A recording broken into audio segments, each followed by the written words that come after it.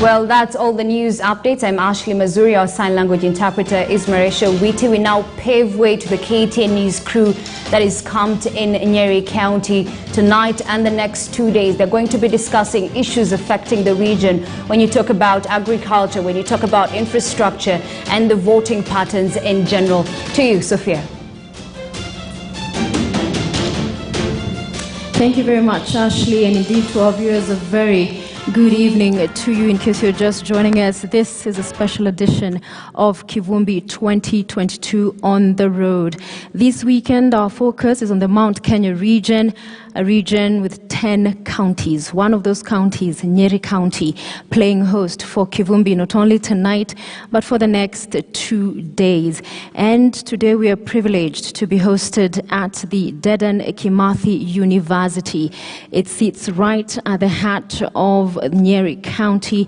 We have some of the students with us today in the audience, and delighted for each and every one of them making time for Kivumbi 2022. And we are currently in the Freedom Hall of this institution of higher learning. And indeed, as you're seeing some of those pictures on your screens captured of this institution, a huge array of offerings they have for the students we've got to hear from even a little bit earlier, who clearly have an understanding and an appreciation of what is ongoing currently in the political landscape, have gotten to share their views with us this evening. And indeed, we are glad to have each and every one of you here with us. Asanteni sana. And to you at home, thank you for joining us. Indeed, our focus, as I mentioned there, is not only on Nyeri County, that is our host, but those 10 counties of Mount Kenya. And as President Uhuru Kenyatta prepares to exit, retiring after the August poll, there has been debate, rife debate, about just how much has his backyard benefited from his presidency.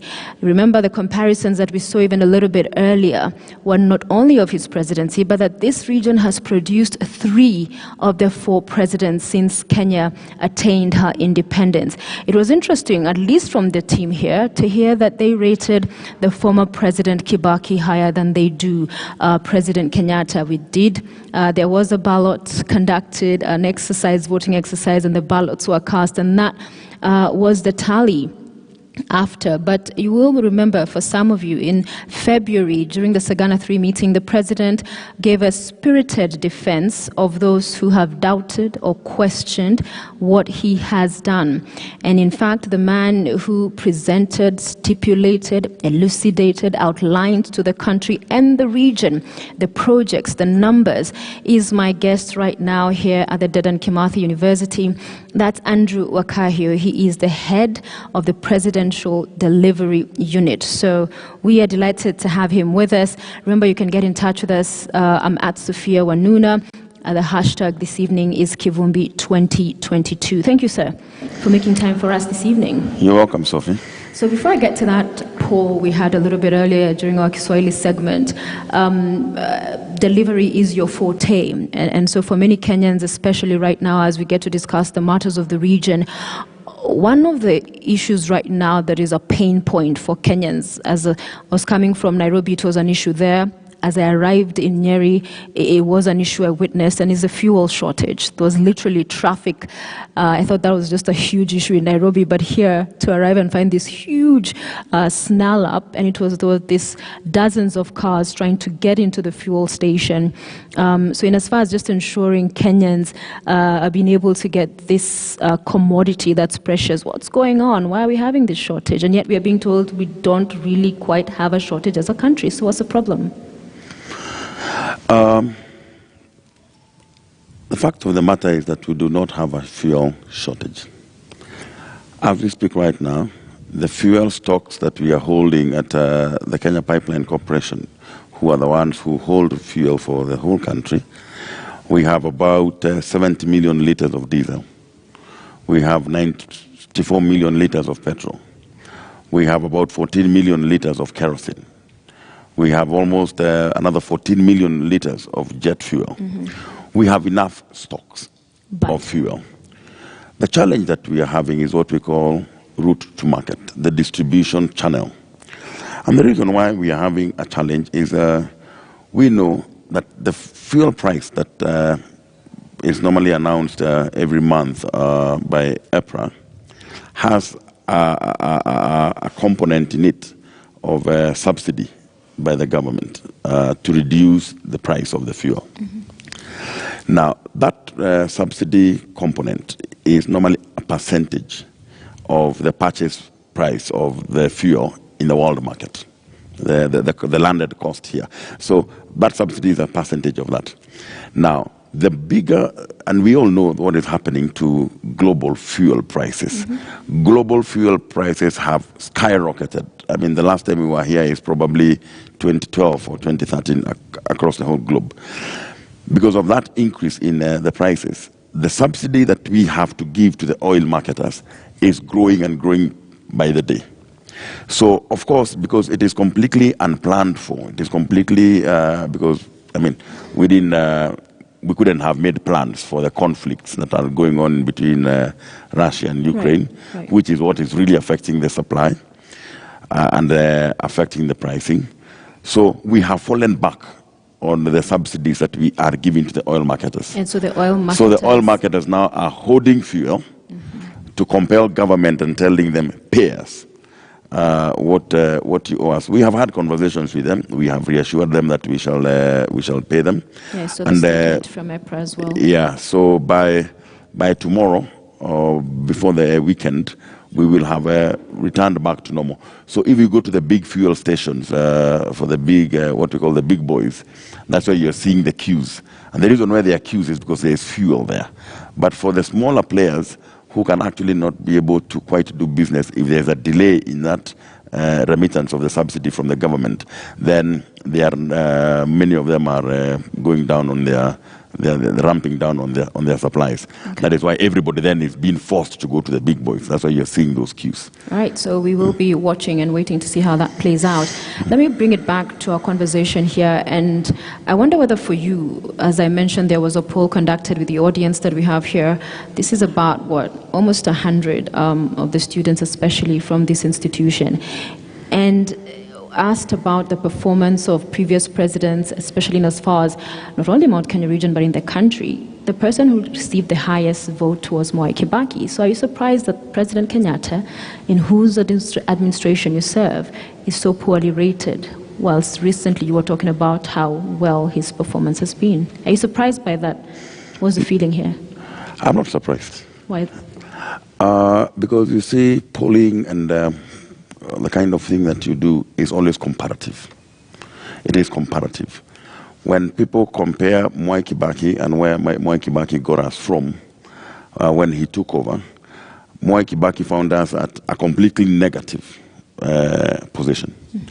You know, when Mwai Kibaki came in, it's a factor of mathematics. If we have 1 kilometer of road, for example, and you do 10, then you have done 1,000%. If you find 10 kilometers of road and you do 20, it's the same additional 10 kilometers, but you have only done 50% more. So it is a factor of the comparison that Mwai Kibaki, of course, has the benefit of having taken over the country from a very, very negative position. So that every small thing that he would do would be seen like huge. It's huge. You understand? It would be huge. When President Uhuru took over from Mwai Kibaki, there had been significant progress. So when for you to grow 100% of 1,000 is a lot more effort than growing 100% of 1. So that is where the perception, and it's a perception really. It's not scientific, it's a perception. But scientifically, and as I always say in my mantra, is that numbers don't lie. Yeah. When you do the comparisons of the numbers across all parameters, then President Kibaki, who did a great job for this country, would definitely not match with what President Uhuru has done. President Uhuru has done a lot more than what President Kibaki did. In certain areas, President Uhuru has so far done a lot more than has been done in this country since independence. which is 3 presidents previously. So I'm not surprised, but it is a perception. Yeah. And it's part of what you talked about, mentioned earlier during the Sagana 3 meeting in February. You had that presentation explaining that you're talking about 5 trillion was the economy that President Kibaki left behind, and President Kenyatta, who exits later this year, actually in just 4 months is going to be leaving a 13 trillion economy. Now, and as far as these numbers, the economists will say, true they may be in terms of numbers themselves, but in context, which you were just talking about, context between when Kibaki took over and now having Uhuru's tenure, is that you have had the economy rebased, which is basically the measures of productive elements of the economy have changed, that there were parts that were not being counted before or not being considered that are now being put to account, so that this is not 100% the picture if you are to consider what is now being looked at as the economy has grown this much vis-a-vis what was being put into consideration then? Again, Sophie, as I say, it is a factor of perception. Well, this is a reality. We rebased our economy in 2014 and in 2021. So there are factors we are considering now that we were not considering then, right? For example? In terms of just being able to put into perspective, for instance, when you're talking about electricity and some of the stats actually you had and you gave at Sagana, energy, water, the hospitals, there is much more now being seen as a contribution direct to the economy as opposed to what was being factored back during Kibaki's tenure. Yeah, when you look at what we are looking at as the contribution to the economy, of what people call the real economy. The real economy is determined by the shilling in the pocket. And shillings don't get into pockets unless they're stolen. Shillings are put into pockets. And shillings are put into pockets through investments. And President Kenyatta has understood that very well, that for these Kenyans to have shillings in their pockets, investments must be done, and investments must be done by their government, because it is through their taxes that these investments are done. And what he chose to make the investments on are on what we would call the hard issues. The infrastructure, the road infrastructure, the transport infrastructure, the health infrastructure, the education infrastructure, so that then as he moves, or whoever will come in and now starts giving focus on the soft issues, you have a hard background or a hard foundation on which you would base. He has done very well as well on the soft economy, and he has put in a lot of emphasis on the soft economy. I mean, if you look, for example, over the last 2 years when we had the COVID pandemic, I mean, when we compare ourselves to other countries in the continent and in the region, we outperformed even our own expectations. Why? Because we focused then on a lot of the soft issues, money in the pocket, through things like Kazi Mtaani, through things like the economic stimulus programs that put in directly 10 billion almost every other month into the pockets of Kenyans, so that then there was a focus on now what you call the soft economy. But for the bigger part of his tenure, what President Kenyatta has focused on is the real economy, the hard economy, which is you will not grow your cabbages in your farm unless you have a road to take them to the market, and unless there is a market that has been built. Granted, and that is correct. And yet critics have pushed back and said that part of the issue has been value for money, that yes, it is good to have those structures in place. Infrastructure is critical. The interconnectedness around the country is what helps for this movement to happen quickly. But when you give an example, case in point, SGR and many others that, for instance, as a country we're promised there will be a contract made public so that Kenyans understand what went into this. The feeling out there is, yes, all this has been done, but has it been value for money? Could lesser have been used to do the things that the president says he has been able to deliver? Or is it inflated prices that have dogged all of these huge projects? Now, one thing that we will agree, all of us here, is that if, for example, you look at the roads that we have done over the last 5 or 6 years, we have not done any shoddy roads. Formerly we had a notion, and it was actually a practice, that roads would be done, and within 3 months, those roads are completely worn out. because then we were going through a lot of shortcuts. The kind of infrastructure that President Kenyatta has put in, and that has been his focus, is that it is infrastructure for posterity. When you look at the standard gauge that we have, and that is why people say that, it's expensive, and they will compare it with neighboring countries and what they have done, they are comparing apples and oranges. It's not like for like.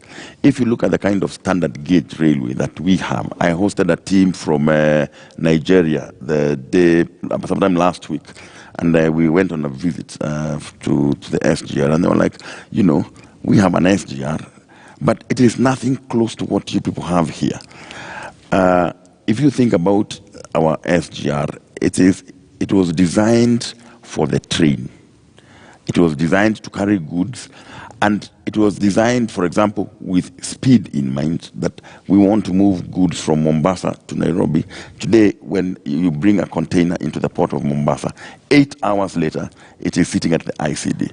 So we must not compare mangoes and oranges. We must say that whatever that we have invested in, we have invested in something for the future. Now, anything that you invest for the future will not be cheap. It will not be cheap, but value for money is still a big elephant. But you see, that's what I'm telling you, Sophie. Anything that is for posterity will not be cheap. Value for money, again, is comparison. It must be comparative, that I would have gotten this for 10 shillings, but I have gotten it for 12 shillings. But is whatever you have gotten for 12 shillings what you'd have gotten for 10 shillings? No. However, I must also add here very carefully that we have had cases and instances of corruption in this country. And this is what President Kenyatta has been on the forefront of fighting. And corruption has made some of our projects expensive. Corruption has actually made some of our projects non-existent. Like which ones? Like Aurora and Kimorer. I mean, that we all know it. I hear cited quite a lot. Which side of again, you can't hide with facts. We spend money on Aurora. We have nothing to show for Aurora. And many other dams. We have spent money on Itara Dam, and the Itara Dam is not getting complete in Nakuru. Why? Corruption. And there are very many other instances that we can talk about. So yes, where there have been instances of not getting value for money, it has been because of corruption. And we know how strong President Kenyatta has been in the fight against corruption. It's a difficult fight. It's a very difficult fight, because you need all the players to be pulling in the same direction at the same time with the same velocity. Now, that has not been happening. We will have the different players and the actors in the anti-corruption agenda pulling in different directions and pulling with different velocities. You get people arrested, get people taken to court. In the afternoon, they are released at a fraction of the bond of the funds that are in question. It is not sufficiently painful in this country to be corrupt. I hear you, sir, and yet perhaps as we move away from that example that is that is given quite frequently in this country, is that when the president promises the country, in an interview live he did, that he would make, say, a contract public so that all of these questions could be answered, the mystery around it could all be settled, and that doesn't happen. Don't you see that the perception is then that something was awfully wrong with that, and perhaps many other projects, just because transparency is lacking? I will not fault the president and say that he made some promises that he cannot keep, because the president will make a declaration on the basis of his intention. What the president pronounces is his intention.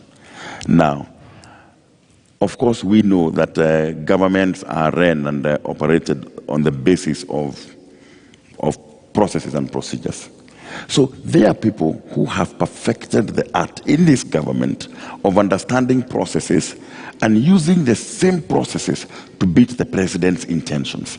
And they tell him that, yes, Your Excellency, this is what we want to do, but there is this clause in the law that says you can't do it. So despite the fact that you have an intention of doing it, these people have perfected the art of looking for every legal reason as to why the president cannot fulfill his intentions. And they will go to court, and we have seen it all the time. In the case of the SGN, I mean, we have cases in court, people who went to court and said, and the court agreed that it cannot be made public. It is frustrating to the president. It is very frustrating to the president because he'll ask the same question. What are you hiding? But because somebody somewhere doesn't want it, we have a lot of these things. Remember, the people who participate in corruption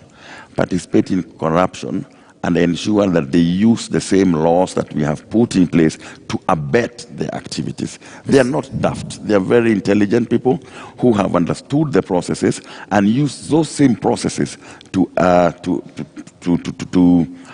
succeed in their criminal enterprises. Yeah. So you talked about Mount Kenya, the 10 counties in the past 10 years receiving about 500 billion shillings. And I did do fact check on that. In fact, 570 billion, 81 billion up, which you say is something you take credit. However, what do you attribute the sentiment in this region that the president has not done enough for his backyard? In fact, my next guest, the president's MP Moses Kuria, is on record at some point saying that kwani kazi yetu ni kupatiana kura tu tukimaliza maendeleo inaenda kwingine. That he said in crossing New Year's Eve 2019, I think, if I'm not wrong. But that sentiment is not held just by him, but by many others, that we are supported him to the man, 2013, 2017, but then he comes in and we're not a priority. What do you say to that? Sagana 3 was probably one of the most joyful days I had in my life. Because when I had that conversation with the people of Kenya and the people of Mount Kenya on behalf of His Excellency the President and told them, this is what the President has done. It was a very embarrassing moment. A lot of them, and I'm happy that my friend Moses Kuria is around here. We had conversations with them thereafter, and he was like, hey, bro, you have torn us into pieces. Because we put into perspective the facts. This is what we have done.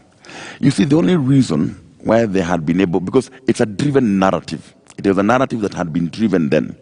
And the reason why that narrative had been driven is because they tested it a bit with one person, and then President Kenyatta doesn't respond. Tomorrow 2 people say it, then President Kenyatta doesn't respond. They become bolder and bolder. And a lot of times we were feeling the urge to respond. I mean, I have been called very many times by KTN, please come and put into... And President Kenyatta was very clear. We are not going to respond now. We are working. Let the time when it will be there for us to show them what we have done, we will have something to show because we are working. So we really put to shame when they say that the president has done nothing in this county, in this region. And we told them that, do you know that over the last 9 years, President Kenyatta has built 5,500 kilometers of road in Mount Kenya region. And they challenged me, show me the roads. And I showed them one by one. And they were like, oh, you mean this one was done? I thought this one was done by Kibaki. I'm like, I mean, go and look at when the tender was given. So they really felt the embarrassment. And they are continuing to feel that way. Now, that is where they have resulted in changing the narrative. So they shifted first at saying that nothing was done. Then when we showed them that something has been done, now they changed the narrative that, okay, it has been done, we don't doubt. We are not disputing it has been done, but it was done expensively. Then we show them this is the way the costings were done. Then now they move away from all that because the development agenda is no longer on the table. So for them now they go for emotional things, matusi. Because you know, when you go and say that I am stupid, you know, I can't have a fact and figure sheet to show you that I'm not stupid.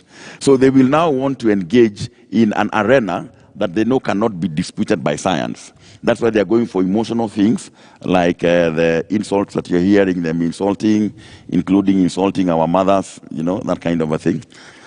It's very sad. And you can see Moses has walked away. He's because, actually in the holding room. He knows. I mean, you don't, because now that is where they have taken their conversation.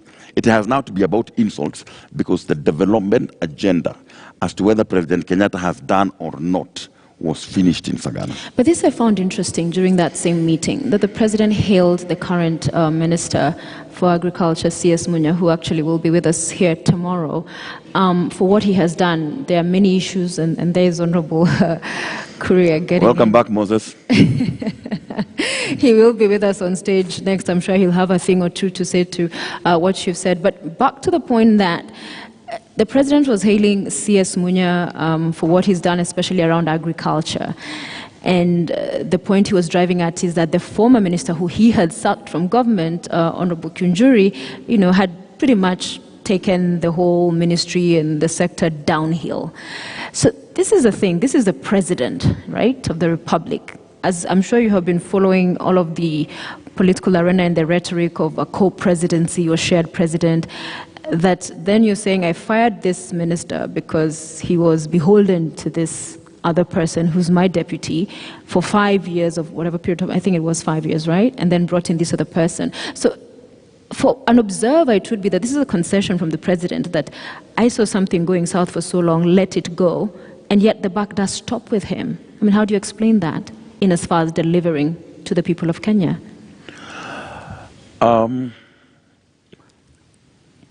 Since C.S. Munya took up the agriculture docket, have we seen tremendous outcomes of the efforts that have been put in? Have we seen the outcomes? Yes.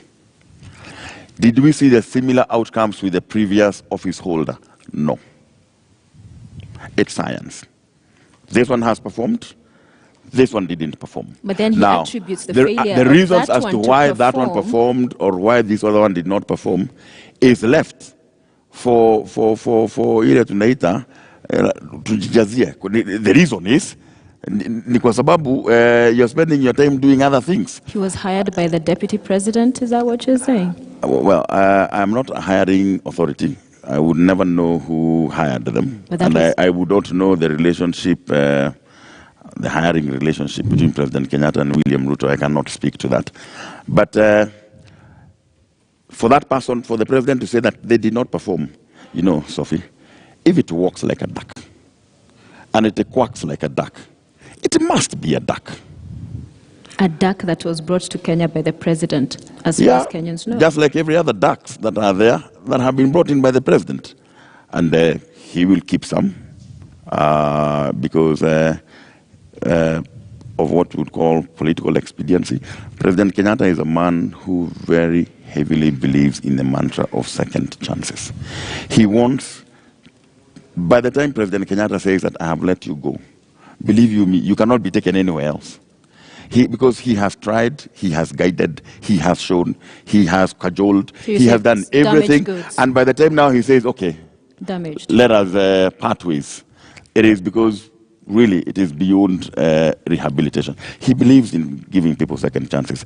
And he's the kind of leader who wakes up every morning and asks himself, why do these people want to be led by me? And every morning, he asks us that if this is the reason why you want me to lead you, then I will do it. The day I will lead you for just the sake, then I cannot do it. So because of that, he has been very benevolent. He has been very kind to a lot of the people who are around him. But also, as a result of that, a lot of people have taken advantage of that. A lot of people have taken advantage of him. You heard the other day him saying jokingly that, you know, I have now grown old. Mambo ya matusi mimi siwezi. Hiyo tumewachia watu vijana wengine. Hiyo mambo ya matusi sasa sisi siwezi, tumekuwa wazee. When someone insults your mother and you have the grace to say that you cannot do something or you will not do something about it, it can be taken advantage of. And that is what some of those people that he had to let go took advantage of. So from where you see and have described in the past an economy that has prospered, has improved, has done well, basically. But for the next president who will be voted in August the 9th in the general election, debt has tripled. On one hand, you say the economy has grown twice since Uhuru took over, but debt has tripled. I mean, we're talking about hitting 9 trillion. The other thing is the revenues are shrinking, so that here you have all of this madeni out there, literally sometimes borrowing to pay another one, and revenues are not sufficient. So what do you say to that? Because whoever becomes the next president, in as far as what they must contend with, it's an uphill task. I'll say 3 things around that. Before I joined government, I was in the financial sector. I was in the banking sector. And I sat at the highest decision-making communities of that financial institution, one of actually the biggest in this country. When someone comes to borrow money, the first thing that the lender always looks at is your ability to pay. Your ability to pay. Do we have the ability to service our debt? Yes, yes, yes. That is why even when we give infrastructure bonds, they are oversubscribed. Why? Because everybody knows these people, because they crunch those figures. This country is a country that has ability to pay. Why? What are they borrowing for? They are not borrowing to fund consumption. They are borrowing to fund the infrastructure. You know, what we have, Sophie, in Kenya is what we call a tripartite citizen. They want more services now. You can't tell a Kenyan that let's save money so that we build this road. They want it now. And we must fulfill their desire now. Okay. Now, there are two ways of doing that. You either borrow or you increase the taxes. The balance between that is very delicate.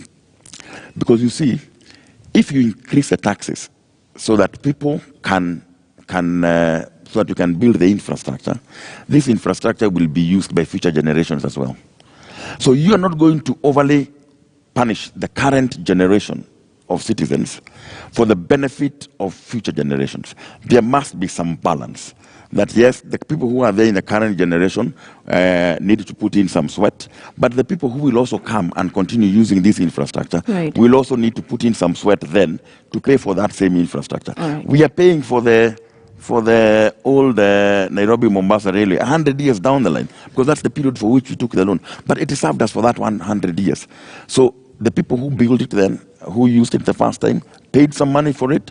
Today, the people who have been using it paid for it. So that there must be that balance. So the debt conversation in our country has been politicized.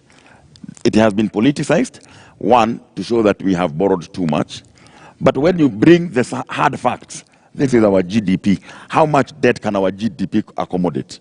Actually, Sophia can tell you that with the level of GDP that we have, we can accommodate almost 12 trillion shillings. But it's one thing for that, and that's one side of the story. The other side is when the government borrows locally, then you're crowding out the private sector, the small businesses. So you're in fact hurting those you would wish to prosper within the country. So it really is a mixed bag in there. And borrowing in and of itself is not a wrong thing. It's just at the end of the day, where is the money going? You've talked about corruption, so we're having a lot of leakages.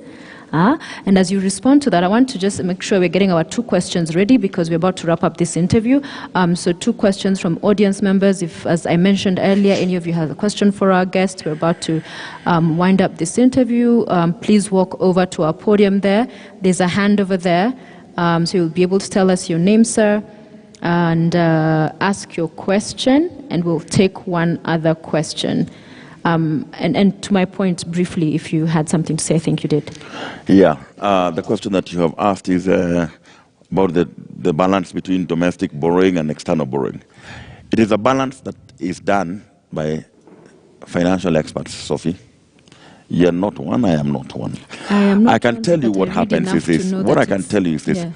If you borrowed externally, exclusively, then it will also have a big impact on the money market. My friend Moses Kuria here, who actually is a finance expert, has once taken me through that conversation of why you must have a balance between external debt and domestic debt. If you borrowed externally throughout, what would it mean? That at the time when you're paying, all your revenue, the revenue that you used to pay must go out. All right. Which means what? You are abating, you are abating money shortage here. But when you borrow some money locally, when you will pay locally. That money will still be circulating in the economy. That balance must be done. And the banks will be fast to lend to government, if especially there's a queue, than to the private business. We get somebody. Yes, sir. Go ahead. Please tell us your name and a brief question to the guest. My name is Mika Simiu, and I want to ask a question to our guest today. In 2017, when the president and his deputy were launching the manifesto They gave us a 76-page document. Just hold up the mic, yes? Okay, I was asking. For launching their manifesto, they gave us a 76-page document, and in the document we had 9 world-class stadiums for the Kenyan youth. What happened? And as you answer the same question, as you sit with the president, he is leaving, he is retiring as the president. So my question is, when he looks at that document, is he confident? Does he have the peace of mind, the fulfillment that indeed what he promised Kenyans is what he has done? All right, thank you very so much. Very good. We appreciate. Is there any other one so that we can take the 2 questions? We'll just take one more because of time. So you've noted that down? Yes, it will be. Okay. Okay, my name is Nyongesa Collins. Please be upstanding. Thank you. Okay, my name is Nyongesa Collins, and I have just 2 questions to our guest. The first question is, you have talked of the shortage of the fuel, but we still have the hiking of the food prices. I don't know what the office of the president is doing over the same. I expected to hear something from him, but I haven't here. Then the second thing, maybe it's just a message to our president. When you look at 1 shilling as per now, the economy is at par. 1 shilling is equivalent to almost 113 shillings, $113. That means the economy is not at that stable. When you look back in 2017, 2018, 1 shilling was equivalent to 1 shilling was equivalent to $1 was equivalent to almost 110. So as per now, it's almost 117, 120. So don't know what the president is doing about the same. Thank you. All right, thank you very much. So we have those 4 questions. We begin with the first, the stadium, state of the art that were promised. We've seen many times, by the way, memes around that, but it's not a joke. It's not a laughing matter. It was a promise made, and the young good man is asking, where are they? How many stadiums have we done, new stadiums? We have done Jamhuri Stadium on Ngong Road. We have done the Uhuru Gardens. We have done a new stadium in Kirinyaga, in Wanguru. We have done a new stadium. We have renovated existing stadiums. We have renovated Nyayo Stadium. State of the art was what was promised? Yes. That is one thing that I would say, I would absolve President Kenyatta as to whether he made that promise or not, and who made that promise on a stage like this. But we will not go on to that direction. We will not go on that direction. I mean, if his deputy made the promise, well, he will shoulder the burden. Sir, but you have heard him say himself. Now, how many stadiums have we built? We have built at least 4 new stadiums. But that was a promise, just to be clear, for the record. If you look at the manifesto that was done by President Kenyatta, has he fulfilled 100% of all the things that were in his manifesto? No. And the answer is a resounding no. But has he done a good portion of them? Yes, he has. It is very unlikely that even us as a human being, even you, that you achieve, even you as a student, that you achieve all the goals. I don't think there's anyone who ever came to this university who walked into that gate of Dedan Kimathi University to get a second lower or a pass. And everyone, even the one who gets a second lower, does not work towards a second lower. Everyone works towards a first class. But it is not always that you're able to achieve every dream and every objective and every goal that you have. But again, you do not fail and say that you're human. You also don't fail. So has he reached the threshold of being an A student? Yes. Because I think an A student is what, 75? 80? Yes, then I would give him an A. Would I give him an A plus? No, because there are things that he has not been able to achieve. And the jury is out there. We will be exploring that as we proceed. The food prices question. And remember, there are also a lot of things that he has done that he had not promised. There is no time President Kenyatta had promised the expressway. But it has transformed this country. It's infrastructure. You understand? The infrastructure, what was in the manifesto, was clear what he was supposed to do. But then, in certain areas, he went way beyond the promise. In certain areas, he has fallen short of the promise. All right. But overall, he is still an A student. Food prices question. The food prices question. Food in this country is perceived to be maize. That's the perception that we have. And I am not now saying this as government policy. Allow me to say what I think. One of the challenges that we have in this country is that maize is our staple starch. But as a country, come what may, we shall never be able to produce enough maize. We shall never be able to produce enough maize. So you will find, like here in Mount Kenya, our staple starch, I come from here, our staple food is githeri. But we cannot grow all the beans that are needed, but we don't grow enough maize even for our own githeri. But we can grow enough potatoes. If you go to the western part of this country, the Nyanza part of this country, the staple food there is ugali, which comes from maize. And we do not have the ability to produce enough maize. Okay. So strategically, what we need to do is to move to an alternative level of kind of starch. That may be the case. Why are we having a shortage of maize in the country today? We're having a shortage of maize because of two things. Yeah. We are just, We need to wrap up, for some parts of the country, are in severe drought. In many places where maize is grown in this country, in last year and this year, we have had no harvest. The seasons have been poor. The second thing is that our biggest source of imported maize is Ukraine. And we know that Ukraine is the biggest exporter of maize across the world. That has been our biggest source of maize, and wheat. But now, we are not able to get enough supplies because of the conflicts that are going on there. Right. But to address this shortage of food, what has the government immediately done? It has started raining in parts of the country. So what we have done is we have subsidized fertilizer. Currently in the market, a bag of fertilizer is going for 6,100. Right, Yesterday, the government released 5.6 billion shillings for the purposes of subsidy of fertilizer. Right. So that the price of fertilizer has now moved from 6,000 shillings to 2,800 shillings in readiness for the new coming planting season.